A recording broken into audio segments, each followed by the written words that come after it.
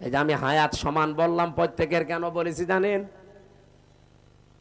আমরা তো সব একদিনই আদমের পিঠ থেকে বের হয়েছিলাম, কিন্তু আগে পরে আসার কারণে প্রত্যেকের কবরের জগৎ কিন্তু একই। হয়তো তারা আগে পাল্টিয়েছে, আমরা পরে আসতেছি। আমরা চলে যাওয়ার পরে যারা আসবে ওরা তো এখন ওই রকম কবরের জগতে আছে। বারজাখুন মানে কি? এই পর্দার আড়াল। এই যে পর্দা দেওয়া আছে, এর পেছনে যারা আছে ওরা সিরিয়াল করে আসবে, আমরা ওখানে চলে যাব। তাহলে পৃথিবীতে যত মানুষ এসেছে আসবে, এখন আছে, সবার হায়াত কিন্তু সমান। হয়তো দুনিয়ার হায়াত একটু কম বেশি হয়, তাও 5 বছর, কেউ 10 বছর, কেউ 50-100 বছর।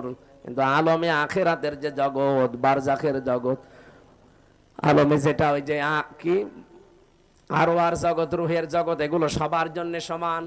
এই 5টা হায়াত আল্লাহ আমাদেরকে দিয়ে বলেন কেন দিলাম? এই